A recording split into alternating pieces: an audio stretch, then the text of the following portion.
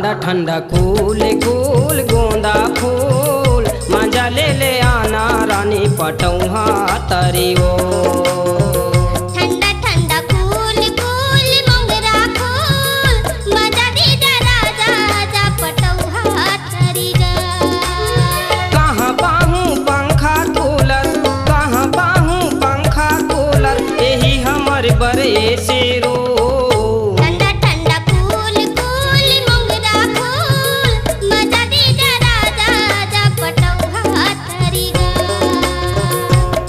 ठंडा कूल कूल गोंदा फूल मजा ले ले आना रानी पटौहा तरी ओ।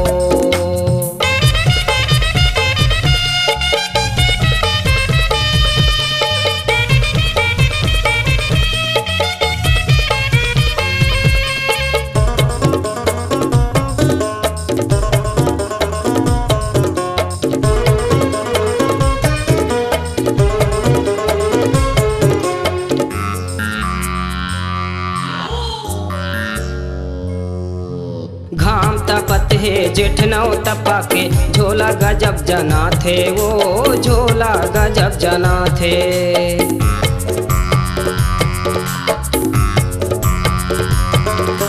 निकला के तुर घर पुरवैया सुखर मनला भाती रे सुखर मनला भाती। पुरता के पुरवैया हिलो रे पुरता के पुरवैया हिलो रे हंसले रानी तय खुल खूल।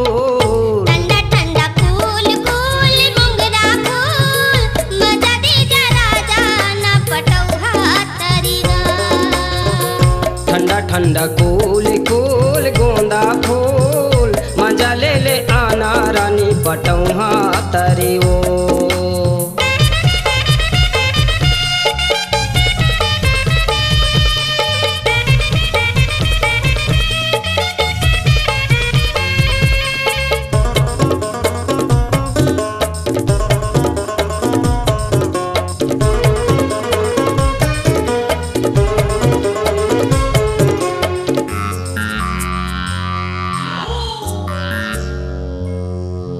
कार्तिक के महीना अगहन पूस अड़बड़ जाड़ा जना थे वो अड़बड़ जाड़ा जना थे ना।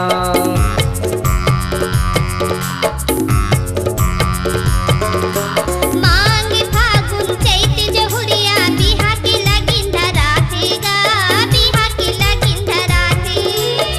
बैसाख बाराती डोलवा सजनी बैसाख बाराती डोलवा सजनी सजा के लाहूं फूले फूल।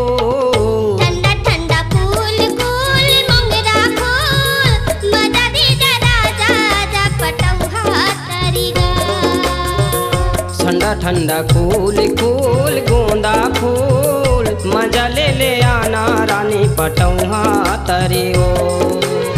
कहाँ पाहूँ पंखा कूलर कहाँ पाहूँ पंखा कूलर यही हमर बर ऐसे रो।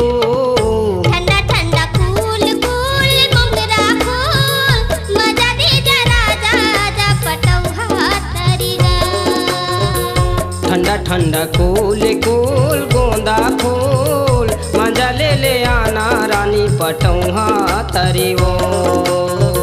ठंडा ठंडा कूल कूल मोगरा फूल मजा दे जा राजा जा पटौहा तरी गा। मजा ले ले आना गोरी पटौहा तरी ओ।